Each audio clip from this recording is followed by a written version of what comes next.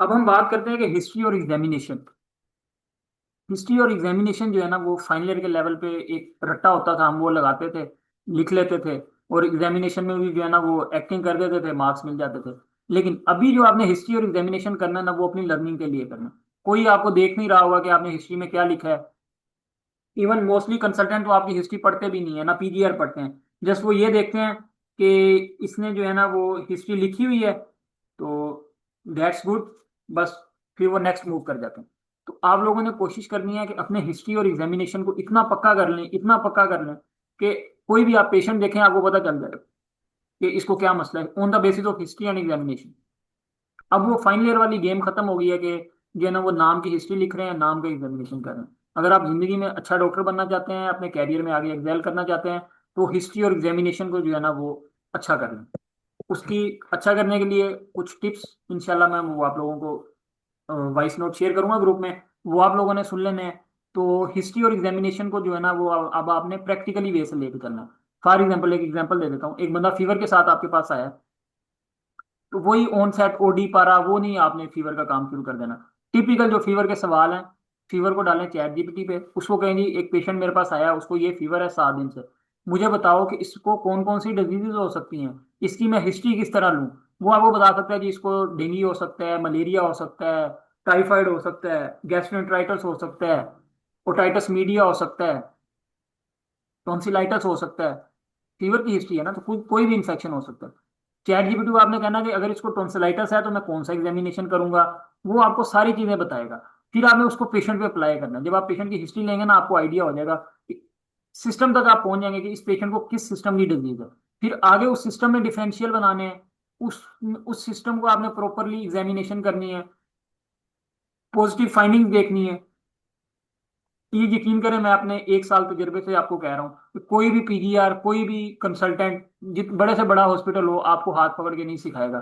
कोई भी आपको जो है ना नहीं बताएगा कि आपने हिस्ट्री किस तरह लेनी है, आपने जो है ना वो एग्जामिनेशन किस तरह करना है। जस्ट एक फॉर्मेलिटी होगी, जी हाउस ऑफिसर है जी है, पेशेंट के काम हो रहे हैं जी हो रहे हैं, दैट्स गुड, बस, शाबाश। बस ये आपको करेंगे और वो चलते बनेंगे। लेकिन यही एक गोल्डन टाइम है कि आप लोगों ने अपनी स्किल्स को खुद इंप्रूव करना है। जो आपकी जिम्मेदारी है, जो आपके काम है, वो तो आप लोगों ने करने ही करने हैं। लेकिन उसके साथ साथ आप लोगों ने अपने कैरियर को भी बनाना है, अपनी चीजों को भी इंप्रूव करना है। तो हिस्ट्री और एग्जामिनेशन को फॉर्मेलिटी के लिए आपने नहीं करना कि फॉर एग्जाम्पल 10 पेशेंट वार्ड में है तो उनकी हिस्ट्री पुट करनी है। तो आप बेशक 3 पेशेंट की हिस्ट्री पुट कर लें 10 में से, लेकिन वो जो पुट करें तो आपको उसका फायदा होना चाहिए, आपको पता चले कि वाकई जो है ना इस पेशेंट की मैंने डायग्नोसिस बनाई है, डिफरेंशियल तक पहुंचा। तो हिस्ट्री और एग्जामिनेशन को जो है ना वो आपने बहुत ज्यादा स्ट्रॉन्ग कर लेना है। Diagnosis and clinical decision making, as a house officer अगर आपसे क्रिटिकल केसेस का डायग्नोसिस नहीं भी बनता तो कोई मसला नहीं है। लेकिन ये है कि आप देखें कि कौन कौन सी हम लैब्स करवा रहे हैं, उनमें क्या फाइंडिंग्स आ रही हैं। उन लैब्स को आप उसकी एज को, प्रेजेंटिंग कंप्लेंट्स को, लैब्स को कॉपी पेस्ट करें, चैट जीपीटी पे डाल दें। और चैट जीपीटी जो है ना वो ऐप जो है ना वो सारे आप लोग इंस्टॉल कर लें। आपने उससे जो है ना वो पूछते रहना है, समझे, वो आपका जो है ना वो दुख और सुख का साथी है। आपने कोई भी, आपको दुख दुख हुआ है, कोई भी खुशी है, कोई भी मसला है, फौरन उस पर लिख दें, वो आपको जो है ना वो बहुत अच्छा गाइड कर देगा। तो हाउस जॉब स्टार्ट होने से पहले आप सबने क्या करना है कि चैट जीपीटी को ना एक कमांड दे देनी है कि मैं जो हूँ डॉक्टर हूँ, अब मेरी हाउस जॉब होने लगी है स्टार्ट, तो आप जो है ना वो मेरे पर्सनल एडवाइजर हो। मैं आपसे कोई भी सवाल करूंगा, आपने मुझे एज ए जो है ना वो पर्सनल एडवाइजर अच्छा गाइड करना है, विद सोर्सेज और प्रूफ बेस। तो ये एक आपने कमांड अपनी चैट जीपीटी को दे देनी है। ड्यूरिंग हाउस जब आप उसको जो भी क्वेश्चन करेंगे वो आपको बहुत अच्छा आंसर देगा। एज ए पर्सनल एडवाइजर वो आपको इतने अच्छे अच्छे आंसर देगा कि आपके वहम गुमान में भी नहीं होंगे। तो चैट जीपीटी को आप लोगों ने लाजमी यूज करना है।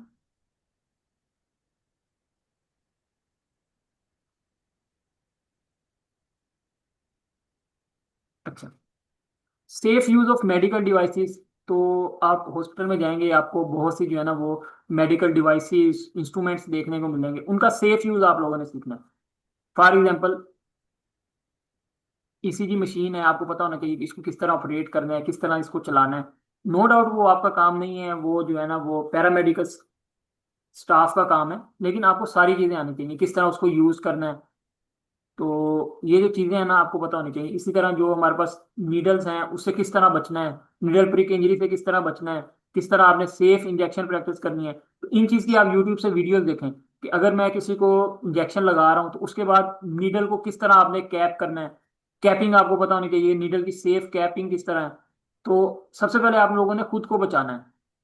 हॉस्पिटल में सबसे पहले आप लोग जाएंगे तो सबसे ज्यादा रिस्क पे डॉक्टर्स होते हैं। हर पेशेंट का इन्फेक्शन, हर पेशेंट के साथ आप इंटरेक्ट कर रहे होते हैं।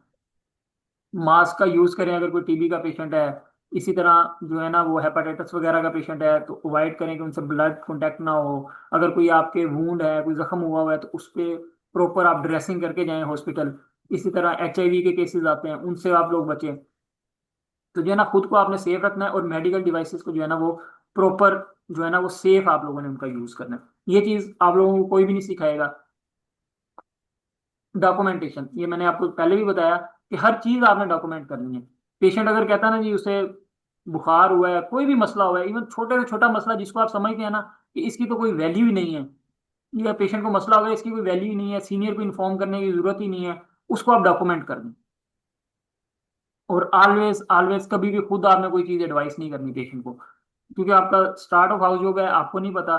फॉर एग्जाम्पल एक पेशेंट आता है, वो जो है ना उसका BP हाई होता है, पेशेंट की आपने हिस्ट्री ली नहीं, वो पेशेंट अस्थमा का था, आपने उसको बीटा ब्लॉकर दे दिया, तो वो तो और ज्यादा वर्स हो जाएगा।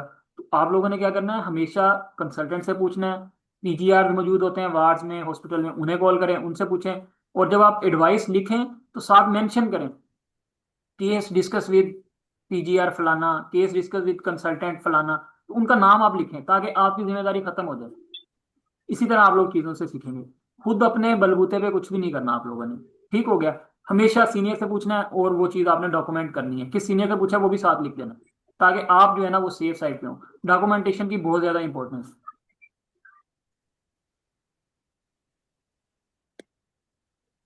अच्छा, उसके बाद पर्सनल लाइफ। कभी भी आपने जो अपनी पर्सनल लाइफ है और जो आपका कैरियर है, जो आप एज ए डॉक्टर हॉस्पिटल में प्रैक्टिस कर रहे हैं, उन दोनों को आपने कभी भी मिक्स नहीं करना। होता क्या है, फॉर एग्जाम्पल मैं जिस एरिया से हूँ उस एरिया का पेशेंट आ गया। अब पेशेंट की हिस्ट्री ले रहे थे, पेशेंट निकल आया मेरे गांव का या मेरे शहर का। तो क्या किया, पेशेंट को अपना नंबर दे दिया, अपनी सारा उसको बता दिया जी मैं ये हूँ। तो पर्सनल लाइफ किसी पेशेंट को आपने नहीं बतानी। और किसी भी पेशेंट को आपने अपना पर्सनल मोबाइल नंबर नहीं देना। बहुत से पेशेंट होंगे वो आपसे मांगेंगे डॉक्टर साहब हमने OPD का पूछना है, डॉक्टर साहब हमने पूछना होता है डॉक्टर साहब है या नहीं। तो किसी को भी आपने अपना पर्सनल नंबर नहीं देना, क्योंकि आपकी पर्सनल लाइफ है उसको आपने पर्सनल रखना है। जो हॉस्पिटल वाला काम है उसको आपने हॉस्पिटल में रखना है। अगर आप पेशेंट के साथ करने लग जाएंगे तो वो पेशेंट के साथ आपकी एक अटैचमेंट हो जाएगी। उससे जो है ना वो आप लोगों की लर्निंग इतनी ज्यादा अच्छी नहीं होती। तो किसी भी पेशेंट को आपने पर्सनल नहीं लेना, ठीक है। पर्सनल लाइफ को अलग रखना है, हॉस्पिटल लाइफ को अलग रखना है। क्योंकि स्टार्ट में मैंने भी यही किया था, 3-4 पेशेंट्स पे तरस खा के मैंने उन्हें अपना नंबर दे दिया था। अभी तक रात को 1-1 बजे 2-2 बजे सोया था तो उनकी कॉलें आ रही होती हैं, डॉक्टर साहब कल मेडिसिन की OPD है, डॉक्टर साहब कल कान वाले डॉक्टर बैठेंगे। तो इस तरह आप लोगों ने नहीं करना, अपना नंबर किसी को नहीं शेयर करना आप लोगों ने। स्लीप और डाइट अपनी आप लोगों ने स्लीप अपनी अच्छी रखनी है। जब आप लोग फ्री हो, नींद अपनी पूरी करके जाएं। और डाइट आप लोग कोशिश करें, क्योंकि मोस्टली ये होता है कि हॉस्पिटल्स के अंदर कैफे इतने ज़्यादा अच्छे नहीं होते, आपको डाइट नहीं, अच्छी खाने पीने वाली चीज़ें नहीं मिल रही होती। अब जिस तरह रमज़ान है, आप लोगों की रमज़ान में हाउस जब स्टार्ट होगी तो सहरी और अफ्तारी में इतना कुछ अच्छी चीज़ें नहीं मिल रही होंगी। तो ये आप लोगों ने खुद अरेंज करनी है अपने लिए, डाइट आप लोगों ने अपनी अच्छी रखनी है। कभी भी खुद की हेल्थ को कंप्रोमाइज़ नहीं होने देना आपने। अच्छा, जहां तक मुझे पता है सारी चीजें क्लियर हैं। आगे थोड़ी सी मैं आपको फनी चीजें बताता हूँ और मजे के टॉपिक्स हैं। यहाँ तक मुझे बताया सारी चीजें क्लियर हैं। जी, उमर फारूक आप बताएं आपका क्या क्वेश्चन है। चैट बॉक्स में राइट करें अपना क्वेश्चन आप।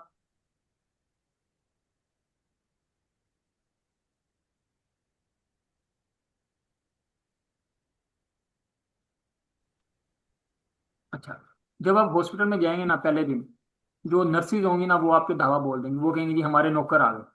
और आप लोगों को भी चीज़ों का पता नहीं होता, हम भी इसी तरह थे, हमें भी नहीं पता था। हमारी हाउस जब रमज़ान में स्टार्ट हुई तो पहले पहले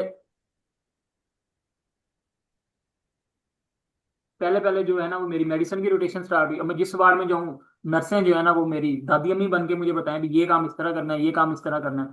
मुझे भी समझ ना आ रही हो, मैं भी उनकी हाँ में हाँ मिलाता गया भी ये मेरी बहुत ज्यादा खैर ख्वाह है। नया नया बंदा होता है ना, उसे नहीं पता होता।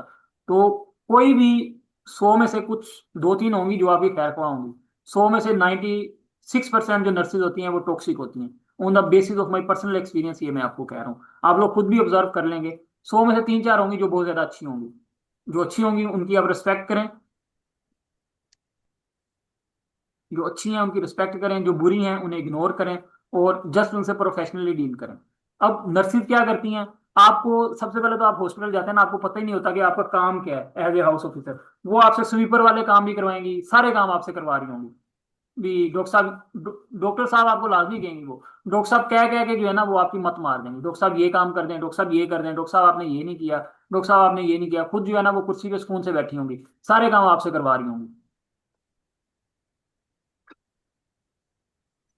सबसे पहले तो आपने उसकी बात सुननी है तहम्मुल के साथ। सबसे पहले आपने जो है ना वो उसकी बात सुननी है तहम्मुल के साथ, फिर आपने अपने माइंड में प्रोसेस करना है कि ये कह क्या रही है। अगर आप उस चीज को आपने देखना है कि ये इमरजेंसी है या नहीं है। अगर तो वो इमरजेंसी है तो उसका वो काम आप कर दें। अगर वो इमरजेंसी नहीं है तो फौरन से उसकी जो है ना वो बातों में आने की जरूरत नहीं है। वो फौरन से जो है ना वो काम करने की आपको जरूरत नहीं है। फॉर एग्जाम्पल, वार्ड में एक पेशेंट पड़ा है। अब एचओ की जिम्मेदारी नहीं है कि वो जो है ना वो लेबोरेटरी जाए और पेशेंट्स की जो है ना वो रिपोर्ट्स कलेक्ट करके लेके आए। हाँ, अगर कोई सीरियस पेशेंट है, वो ब्लीड कर रहा है, कोमा में है, इमरजेंसी में है, तो आपकी जिम्मेदारी है उसकी लैब रिपोर्ट्स कलेक्ट करना लेबोरेटरी जाकर। अदरवाइज जो वार्ड में स्टेबल पेशेंट है उसकी रिपोर्ट्स लेने आपने नहीं जाना। नर्सिस आपको क्या करेंगी, डॉक्टर साहब ये पेशेंट की आईडी है, इसकी रिपोर्ट्स तो बाहर के पकड़ लें। कभी भी आपने नहीं जाना, आपका काम ही नहीं है, आप क्यों जाएंगे रिपोर्ट्स लेने। हाँ, अगर कोई सीरियस पेशेंट है, फॉर एग्जाम्पल एमआई का पेशेंट है, उसके कार्डियक एंजाइम्स हैं, तो वो आप खुद जाएं, भाग के जाएं। कोई पेशेंट है उसकी सर्जरी करनी पड़ गई है इमरजेंसी में, उसका जो है ना वो हेपाटाइटिस बी और सी की स्क्रीनिंग है, तो आप खुद जाएं।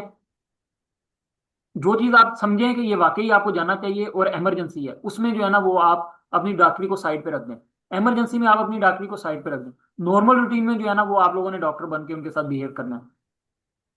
नो डाउट उनको हमसे ज्यादा चीजें आती होती हैं, लेकिन उसका ये मतलब नहीं है कि वो जो है ना हमें अपना नौकर समझ लें।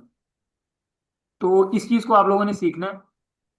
और मोस्टली वार्ड में जो है ना वो फीमेल्स के लिए तो ये है कि फीमेल जो है ना वो कैडेट्स होती हैं, नर्सिस, उनके साथ आप लोग दोस्ती कर लें। जो मेल हैं, मेल पैरामेडिकल स्टाफ होता है, उनके साथ आप लोग दोस्ती कर लें वार्ड में इधर उधर। तो फीमेल जो है ना वो फीमेल कैडेट्स के साथ दोस्ती करें, जो मेल है वो मेल पैरामेडिकल स्टाफ के साथ दोस्ती करें। तो वो आप लोगों को बहुत चीजें सिखाएंगी। उनको आप अपना भाई बना लें पैरामेडिकल स्टाफ को। जो फीमेल्स हैं वो जो कैडेट्स होती हैं, जो फर्स्ट ईयर सेकंड ईयर वाली, वो भी सीखने के लिए आई होती हैं। उन्हें भी हमसे ज्यादा चीजें आती होती हैं, क्योंकि उनका काम ही ये है ना, उन्होंने पेशेंट के साथ ये काम करना है। हम 5 साल पढ़ते रहते हैं और 5 साल के बाद हम जब जाते हैं हमें पता ही नहीं होता कि कैनुला किस तरह लगाना है। जो वो एक नर्स लगा रही होती है, तो वो फिर हम पे रोक जमा रही होती है, जी मुझे कैनुला लगाना आता है। हालांकि कोई उसमें अंदर रॉकेट साइंस नहीं है। अगर आप एक दो बार लगाएंगे आप उससे अच्छा लगाना सीख जाएंगे, क्योंकि आप लोगों की स्किल्स अच्छी हैं, नॉलेज अच्छा है, तो आप लोग उनसे अच्छा सीख जाएंगे। मसला ये है कि सीखना किससे है आप लोगों ने। बॉयज ने सीखना है पैरामेडिकल स्टाफ से, गर्ल्स ने सीखना है नर्सिंग कैडेट से। उनके साथ दोस्ती लगाएं, उन्हें कह दें, फॉर एग्जाम्पल आप वार्ड में खड़े हैं, उधर एक पैरामेडिकल मेल जो है ना वो है, तो मसूद है, उसे पता ही नहीं है कैनुला किस तरह लगाना है। आप उसके पास जाएं, अस्सलाम वालेकुम भाई क्या हाल है, आपको उससे थोड़ी दुआ सलाम करें। अच्छा भाई, जो भी अब कैनुला आएगा ना वो मैंने लगाना है, आपने मुझे बताना है, मेरे साथ खड़े हो जाना। यकीन करें वो आपको सिखा देगा। इसी तरह जो फीमेल्स हैं वो जो कैडेट्स आती हैं, मोस्टली वही ये काम कर रही होती हैं। तो आप उसके साथ खड़े हो जाएं, किसी पेशेंट को एनजी पास करनी है, आप उसे कहें आपको एनजी पास करनी आती है, तो आपने अगर कोई भी अभी एनजी पास करनी है तो आपने जो है ना वो मुझे हेल्प आउट करना है। मैं भी आपके साथ ग्लव्स पहनूंगी, आपने मुझे स्टेप्स बताने और मैं परफॉर्म करूंगी। तो आप उससे अच्छा सीख जाएंगे, बजाय इसके कि जो मेजर या कैप्टन नर्स बैठी होगी आप उसको कहेंगे मुझे एनजी पास करनी नहीं आती, वो आपको दो बातें सुनाएगी, डॉक्टर साहब आप लोगों को एनजी पास नहीं करनी आती, आपको आईवी लाइन नहीं लगानी आती। जब आपने उसको अपना वीक पॉइंट दे दिया ना, समझे वो आप पे डोमिनेट कर दी। वीक पॉइंट नहीं देना आपने उसको कभी भी अपना। आपने शो करवाना है कि आपको जो है ना वो सारी चीजें आती हैं और आप बहुत अच्छा मैनेज कर सकते हैं। और चीजें आपने जो है ना वो इधर उधर से सीखनी है। यूट्यूब से वीडियोस देख लें, इधर उधर से देख के आप लोगों ने जो है ना वो अप्लाई करनी है, सीखनी है। वो आपको कभी भी नहीं सिखाएंगी। 100 में से दो तीन होती हैं जो कि सिखाती भी हैं। आपको बच्चों की तरह डील करती हैं, उनके साथ आप अच्छा बिहेव करें। लेकिन मोस्टली जो है ना वो टोटली टॉक्सिक होती हैं, और आप लोगों को जो है ना वो ये फील करवाती हैं कि आप लोग कोई चीज़ है ही नहीं। तो उनके साथ आपने जो है ना वो प्रोफेशनली डील करना है, नर्सिस के साथ, ठीक है। उनको कभी भी आपने अपना वीक पॉइंट नहीं देना, उनके साथ ज्यादा फ्री नहीं होना, मैडम कह के उन्हें बुलाना है, ठीक है। बस अपने काम से काम रखना है, आपका जो अपना मजाक है वो अपने कोलीग्स के साथ रखें, उनके साथ आपने ज्यादा फ्री नहीं होना। जब आप फ्री हो जाएंगे ना वो आपको फिर रगड़ा देंगे। तो इस चीज से आप लोगों ने खुद बचना है।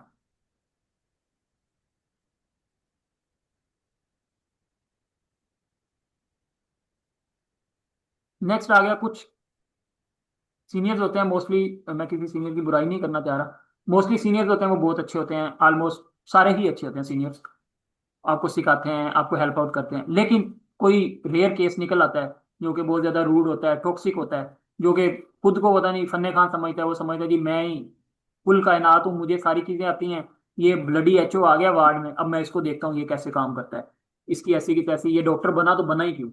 तो इस तरह का जो सीनियर हो उसको आपने क्या करना है, सबसे पहले आपने उसके साथ आर्गूमेंट नहीं करना। वो कोई भी काम करता है ओके सर, उसको आपने अपना वीक पॉइंट नहीं देना। हमेशा आपका वीक पॉइंट क्या होगा एचओ लेवल पे, कि आप जो है ना वो बदतमीजी करेंगे। बदतमीजी आप लोगों ने नहीं करनी, नीवी साइड लेके चुप करके निकल जाना है आप लोगों ने। कोई आपके साथ बदतमीजी करता है, कोई आपको बुरा भला कहता है, कुछ भी कहता है, आगे से आपने जुबान दराजी नहीं करनी। नीवी साइड लें और चुप करके निकल जाए। वो जो मर्जी बोलता रहे, आपने कहना ओके सर, ठीक है सर, मैं कर देता हूँ, ओके सर मेरी गलती है बस, ये कह के आप साइड पे हो जाए। यकीन करें इससे जो है ना, इससे बड़ा थप्पड़ उसके मुंह पे कोई नहीं हो सकता। अगर आप आगे से आर्गू करेंगे मामला बढ़ेगा, क्योंकि उसकी तो नेचर होगी टॉक्सिक। वो तो चाहता ही है कि ये मेरे साथ रूड बिहेव करे, आगे से मैं इसकी कंप्लेन करूं कंसल्टेंट को, फिर जो है ना पूरी रोटेशन में इसको जलील करूं। तो जो है ना नीवी साइड लेके आप लोगों ने निकल जाना है। टॉक्सिक बंदे से बचने का यही सबसे बड़ा तरीका होता है कि उसको इग्नोर करें। लेकिन अब आपकी जो जिम्मेदारियां हैं, एक रिस्पेक्ट है जो वो आप लोगों ने मेंटेन करनी है। ये नहीं है कि अगर टॉक्सिक बंदा है तो उसकी आप रिस्पेक्ट ही ना करें, डिसरिस्पेक्ट, उसको गालियां देने लगें, इस तरह नहीं आपने करना। उसकी रिस्पेक्ट जो है ना वो आपने मेंटेन रखनी है। लेकिन क्या करना है कि उसके जो बुराइयां हैं उससे आपने बचना है, उसकी जो टॉक्सिसिटी है उससे आपने बचना है, अपनी मेंटल हेल्थ को खराब नहीं होने देना।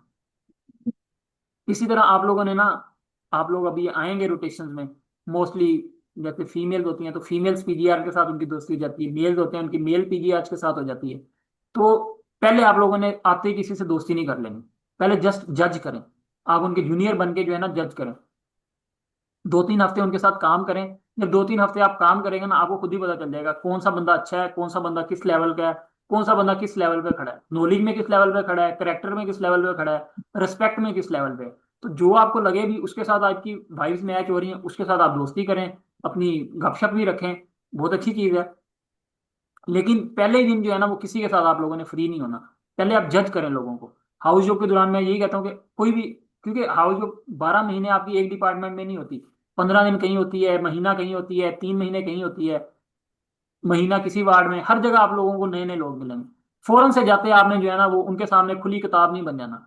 उनकी जस्ट उन्हें ऑब्जर्व करें, पहले कुछ दिन उन्हें ऑब्जर्व करें, देखें भी ये बंदा किस कैलिबर का है, किस लेवल का है, उसके बाद उसके साथ आपने इंटरेक्शन करना है। बाकी जो है ना कोई भी आपकी क्यूरी होती है तो फौरन से आप पूछें अपने पीजीआर से।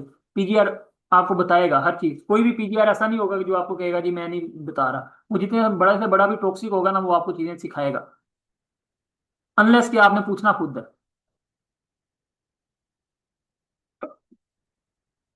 इसी तरह जो कंसल्टेंट हैं उनसे भी मॉर्निंग राउंड्स होंगे, वो आप लोगों से चीजें पूछेंगे। अब 100 में से 3-4 कंसल्टेंट होते हैं जो बच्चों से सवाल करते हैं, हाँ भी अगर ये चीज हो रही है तो ये क्यों हो रही है। बाकी किसी को कोई फर्क नहीं पड़ता। तो आप लोगों ने खुद क्वेश्चंस करने हैं। जब आपका बेड है ना उसकी आपने हिस्ट्री ली हुई है उसकी, आप क्वेश्चंस अपने ढूंढ के रखें कि कल राउंड होगा तो मैं सर से ये क्वेश्चंस पूछूंगा। और इस चीज में कोई आपने शर्म महसूस नहीं करनी कि 5 साल आपने पढ़ा है, आप जो है ना वो टॉपर रहे हैं, आपको चीजें आती हैं, लेकिन कंसल्टेंट के सामने जो है ना मैं क्यों पूछूं। तो इस तरह आप लोगों ने नहीं करना। खुद को समझे कि आप जीरो पे खड़े हैं, आपको कुछ पता ही नहीं है। उस बंदे को फीवर हो रहा है, क्यों हो रहा है सर मुझे बताएं, ये फीवर क्यों हो रहा है, प्रेप लैडर फीवर क्या है, क्या फीवर का पैटर्न है। एक एग्जांपल दे रहा हूँ, तो इस तरह बहुत से आपको क्वेश्चंस मिलेंगे। डीके का पेशेंट आ गया, उसको जो है ना सर डीके का पेशेंट है, इसको हम जो है ना वो 5% डेक्सट्रोज क्यों लगा रहे हैं, पहले ही उसका ब्लड ग्लूकोज ज्यादा है। तो इस तरह क्वेश्चंस आप लोगों ने जो है ना वो थोड़ी क्रिटिकल थिंकिंग भी करनी है, क्वेश्चंस भी पूछने हैं, ताकि आप लोगों का जो नॉलेज है ना वो भी इम्प्रूव हो, आप लोगों की स्किल्स जो है ना वो भी इम्प्रूव होंगी इंशाल्लाह। ऑब्वियसली आप एक माहौल में रहते हैं, आप लोग सीखेंगे, आप लोग सारे इंशाल्लाह बहुत अच्छा डॉक्टर बनेंगे। लेकिन जो है ना जुस्तजू आप लोगों ने खुद करनी है। अब जो है ना वो हाथ पकड़ के जी वो काम खत्म हो गया कि प्रूफ आ गया जी हम पढ़ लेंगे, पास पेपर कर लेंगे, पास हो जाएंगे, वो काम अब खत्म हो गया। अब आप लोगों ने, आपकी अपनी एक स्ट्रगल है, मेरी अपनी स्ट्रगल है, हर बंदे की अपनी स्ट्रगल है। तो उस स्ट्रगल में जितना बंदा आप खुद का अपना इनपुट देंगे उतना ही आपको आउटपुट मिलेगा। तो अपने एम्स हाई रखने हैं आप लोगों ने। अगर एकेडमिक किसी का वीक भी है बैकग्राउंड, तो आप लोगों ने ये नहीं समझ लेना आप जो है ना वो अच्छे डॉक्टर नहीं बन सकते। बहुत से ऐसे लोग हैं जिनकी सप्लियां होती हैं, वो जब सबसे पहले ही अटेम्प्ट में एफसीपीएस भी कर जाते हैं, पार्ट 2 भी क्लियर कर जाते हैं, और वो सबसे पहले कंसल्टेंट बन जाते हैं। तो इन चीजों को जो है ना वो आपका पास्ट था उसको पास्ट रखें। अभी जो प्रेजेंट है ना इसको किस तरह इंप्रूव करना है, ये आप लोगों ने अपनी चीजें जो है ना वो सोचनी है। अच्छा, पर जो कंसल्टेंट है ना उनको आप लोगों ने इम्प्रेस करना है। ये हाउस जो में एक चीज है, पीजी को या किसी को इम्प्रेस करने की जरूरत नहीं है, कंसल्टेंट को आप लोगों ने इम्प्रेस करना है। कैसे करना है? फॉर एग्जाम्पल, मेरा पेशेंट है हेपेटाइटिस का है, मसूद का पेशेंट है वो डीके का है, इसी तरह उमर का पेशेंट है वो स्ट्रोक है। तो अब करना क्या, तीनों जो है ना वो चैट जीपीटी से या कहीं से भी जो है ना पढ़ लें उस पेशेंट के बारे में। आपको हाव ना होनी चाहिए। जैसे ही कंसल्टेंट सुबह राउंड पे आए,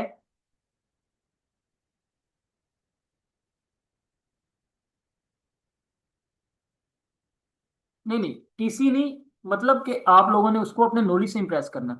टीसी ये होती है कि सर आज आप बड़े अच्छे लग रहे हैं, सर और सुनाएं, इस तरह नहीं। प्रोफेशनली आपने डील करना है। ये साथ लिखा हुआ है मैंने, how to impress your consultant professionally. TC बिल्कुल नहीं करनी है आप लोगों ने। प्रोफेशनली किस तरह आप कर सकते हैं कि जो आप लोगों का बेड है, आपका वर्क है, आप उसको अच्छे से पढ़ें, आपको चीजें आती हों। जब आपको चीजें आती होंगी आप क्वेश्चंस करेंगे, सर ये चीज हो रही है तो किस तरह हो रही है। जब आप चुप खड़े रहेंगे ना तो वो समझेंगे ये डम बंदा है। जब आप क्वेश्चंस पूछेंगे, चीजों को डिस्कस करेंगे कि सर इसको आपने ये ड्रग दी है तो क्यों दी है, हम इसको ये ड्रग भी तो दे सकते थे सर, तो वो कोई कंसल्टेंट गुस्सा नहीं करेगा, वो आपको बताएंगे। तो इस तरह आपने प्रोफेशनली जो है ना वो कंसल्टेंट को इम्प्रेस करना है।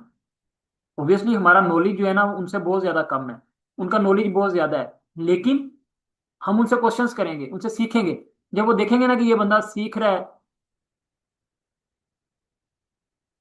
कंसल्टेंट को जो है ना वो इम्प्रेस करने का क्या फायदा होगा, वो आपको चीजें सिखाएंगे। जब आप एक दिन उनसे क्वेश्चन करेंगे, दूसरे दिन करेंगे, तीसरे दिन करेंगे, चौथे दिन अब आपको समझ नहीं आ रही ना केस की, आप कोई क्वेश्चन नहीं करेंगे, वो खुद ही आपको बताने लग जाएंगे।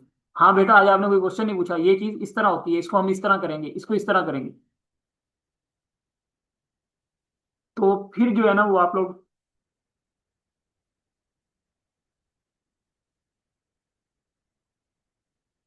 फिर आप लोग जो है ना वो सीखोगे।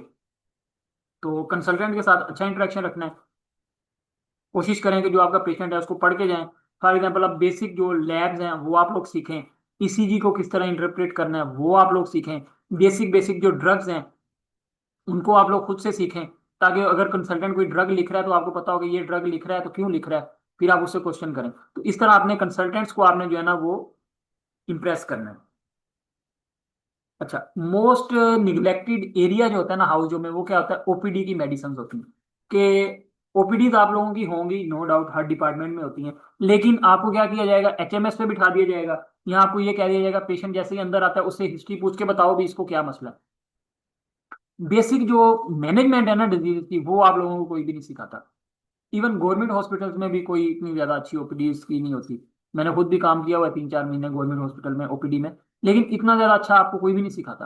तो ये जो ओपीडी वाली मेडिसिन है ना वो आप लोगों ने खुद सीखनी है। क्यों? क्योंकि जब आप डॉक्टर बन के बाहर निकलेंगे ना, खानदान में होगा जी फलां का बेटा डॉक्टर बन गया, उसको थोड़ा सा भी मसला होगा वो आपको कॉल खड़का देगा, हाँ बेटा मुझे ये मसला हो गया, बताओ मैं कौन सी दवाई ले लूँ।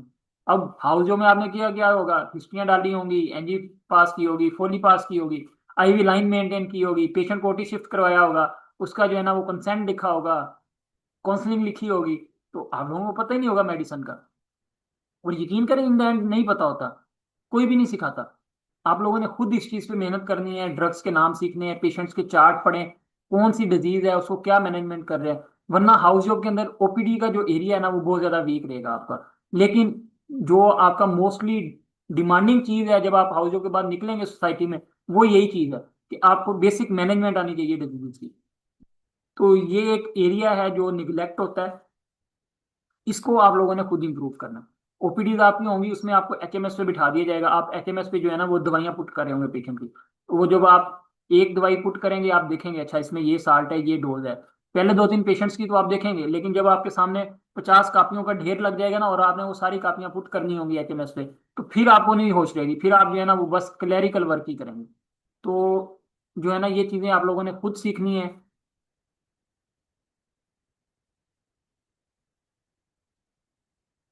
अच्छा हाँ, उमर ने बहुत अच्छा क्वेश्चन किया कि हाउस जॉब के अंदर जो बेसिक ड्रग्स है ना, उनके तो आपको ब्रांड नेम्स भी आने चाहिए हर ड्रग के। फॉर एग्जांपल अब जो है ना वो प्रोटोन पंप इनहिबिटर्स हैं, तो उनके आपको ब्रांड नेम्स भी आने चाहिए। अब एक एग्जांपल दे रहा हूँ, हमारे हॉस्पिटल में राइजी की दिया जाता है सबको, लेकिन राइजी के अलावा जो है ना वो मार्केट में 150 ब्रांड्स हैं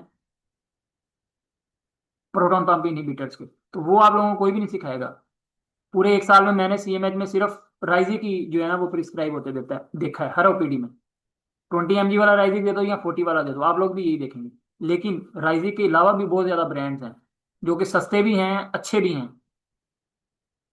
तो वो अब आप लोगों ने खुद सीखना है। और ये मिलिट्री सेटअप्स में एक ये भी है कि इनके पास ना लिमिटेड स्टॉक होता है मेडिसिन का, लाइक पीछे से जो मेडिसिन आ रही होती है वही देते हैं। तो ये इसी वजह से मैं कह रहा हूँ कि ये ओपीडी वाली जो मेडिसिन हैं ये आप लोगों ने खुद सीखनी है। इस पे आप लोगों ने थोड़ी सी खुद मेहनत करनी है, क्योंकि हाउस जॉब के बाद यही आपको ज्यादातर यूज होनी है चीजें, जो अगर आप अपना क्लिनिक भी बनाते हो कहीं भी प्रैक्टिस करते हो तो ये चीजें आपको पता होनी चाहिए। यहाँ तक मुझे बताएं सारी चीजें आप लोगों को क्लियर है?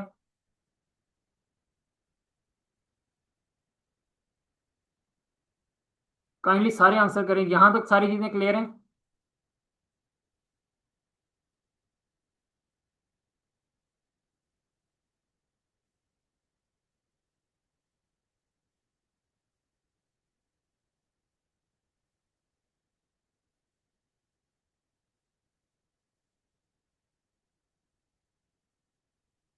ये कुछ स्लाइड मैंने ऐड किए हैं, अभी कौन कौन से प्रोसीजर्स आपको हाउस ऑफिसर लेवल पे आने चाहिए इनके आप बेशक स्क्रीनशॉट ले लें।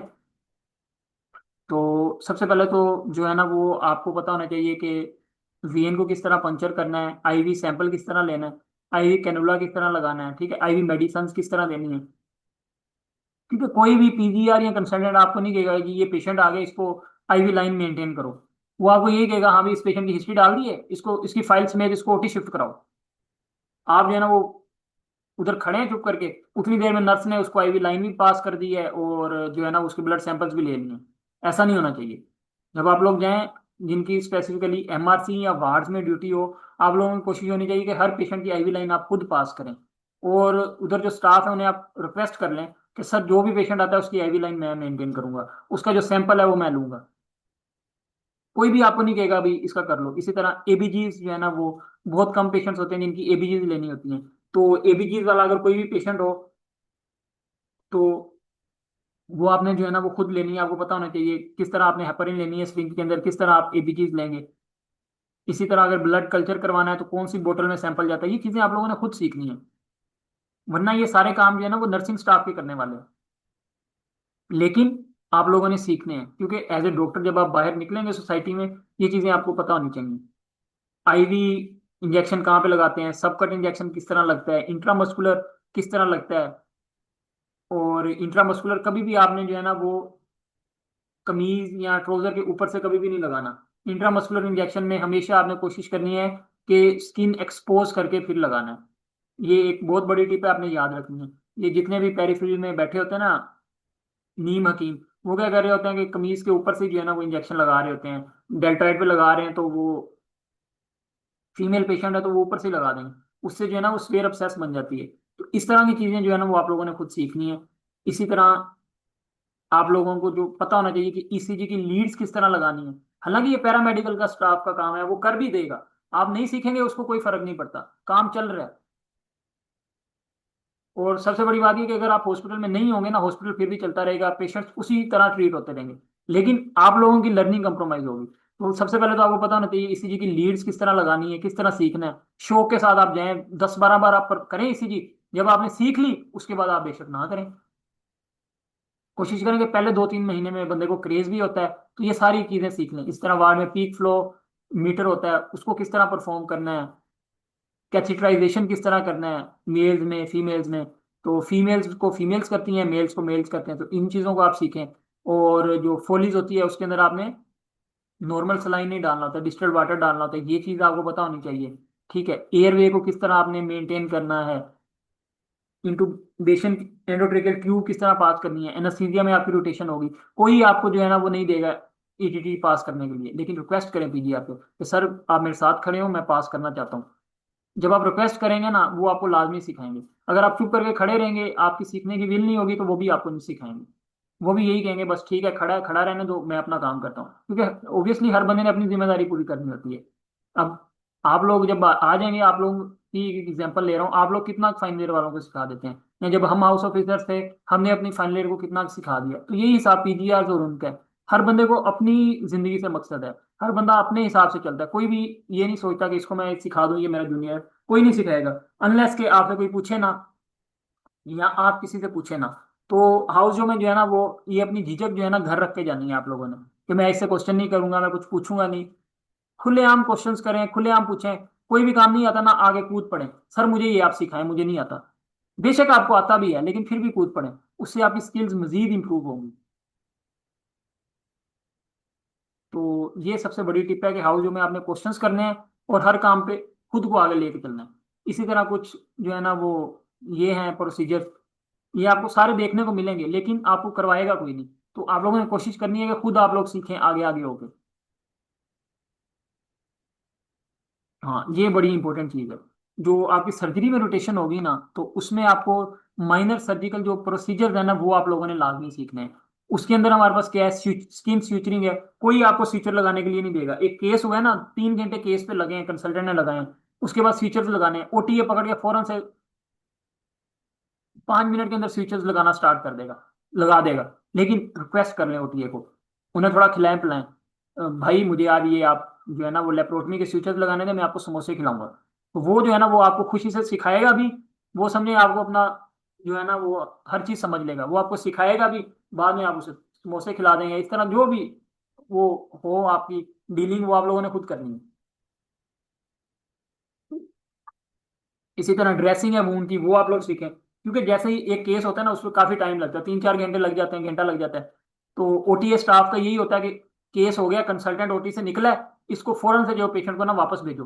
तो वो कोशिश करते हैं क्योंकि उनको उन्होंने काम ही ओटी में किया है। जो काम आप घंटे में करेंगे ना वो 5 मिनट में कर लेंगे। तो उनकी कोशिश यही होती है कि डॉक्टर साहब को काम ना दें, मैं खुद ही कर लूँ ताकि जल्दी हो जाए, क्योंकि हर बंदे को जल्दी होती है। लेकिन आप लोगों ने उनको जो है ना वो बातों से मोल्ड करना है कि वो आप लोगों को काम सिखाएं। ड्रेसिंग किस तरह करनी है ये देखें, ये ब्राइडमेंट किस तरह करनी है ये करें, पीओपी बैक स्लैब किस तरह लगानी है, ट्रैक्शन किस तरह देनी है, ये आप लोगों की खुद की विल है। जो जितना सीखता जाएगा, जिसको जितना शौक होगा वो उतना सीख लेगा, वरना हाथ पकड़े कोई भी आपको नहीं सिखाएगा। इसी तरह बर्न का पेशेंट आता है, उसको आपने किस तरह वॉश करना है, कौन सी जेल्स लगानी है, क्या करना है, ये आप लोगों ने खुद सीखना है।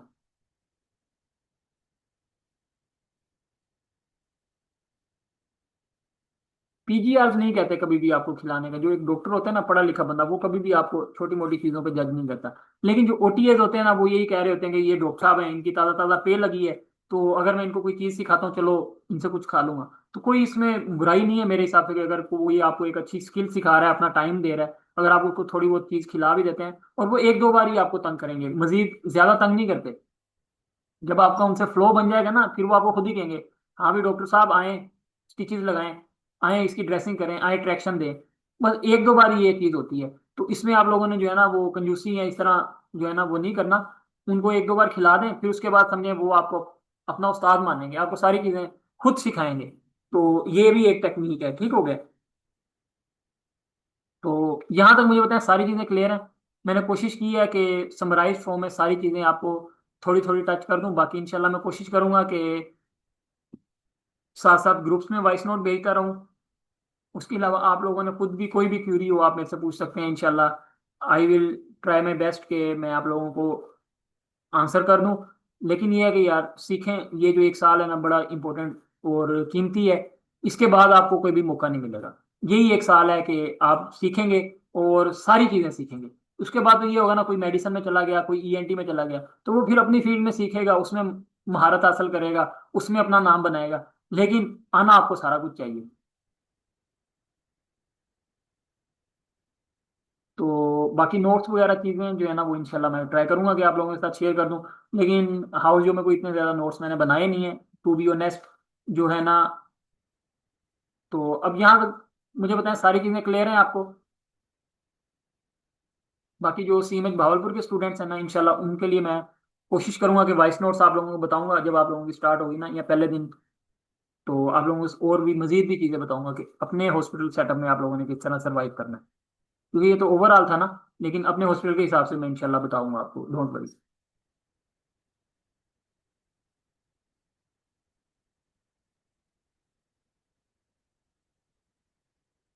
तो अब अगर किसी का कोई भी क्वेश्चन है तो आप अपना माइक जो है ना वो अनम्यूट करें और पूछें।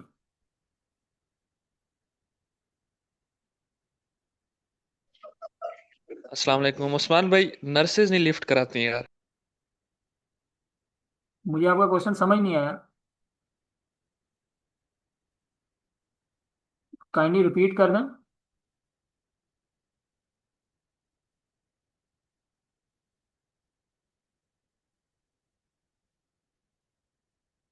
जी, किसी का और क्वेश्चन है? अच्छा। अ, उस्मान भाई, रोटेशंस के बारे में बता दें कि वो किस तरह उसमें हम खुद चेंज कर सकते हैं, या वो हॉस्पिटल वाले ही हमारी रोटेशन सेट करते हैं। हाँ मसूद, ये मैं पहले कौन सी रोटेशन चाहिए? ये मैं भावलपुर का रोटेशन प्लान जो है ना वो मैं इंशाल्लाह वॉइस नोट भेजता हूँ ग्रुप में, फ्री होके। उसके अलावा ओवरऑल कोई जनरल क्वेश्चन है तो वो बताएं।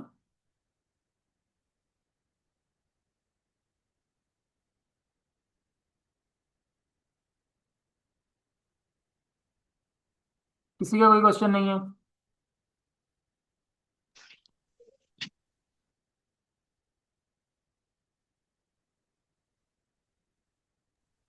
उस्मान भाई, नर्सेज नहीं लिफ्ट कराती, मैंने कहा। यार उनकी लिफ्ट को आपने क्या करना है?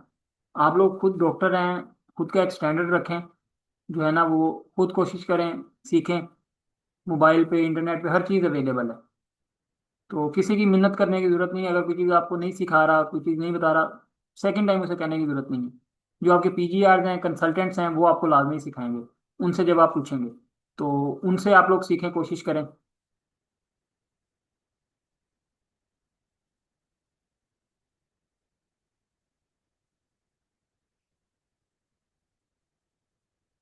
चलें, मैंने अपनी तरफ से कोशिश की कि जो जो चीज़ें जो मैं अपनी हाउसों को जिस तरह इंप्रूव कर सकता था, जो मुझे डे वन से अगर पता होती, तो आज मैं जिस लेवल पे हूँ शायद उससे थोड़े मजीद अच्छे लेवल पे होता।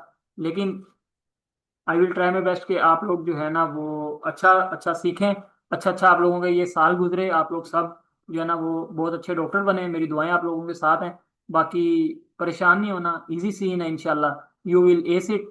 बाकी अगर कोई भी आप ही लोगों की क्यूरी होती है, कोई भी चीज़ नहीं समझ आती, आप मेरे से पूछ सकते हैं। I am always available for you guys. और इंशाल्लाह I will try my best कि आप लोगों को मजीद भी चीज़ें इसी तरह सिखाता रहूँ। बाकी दुआओं में याद रखिएगा।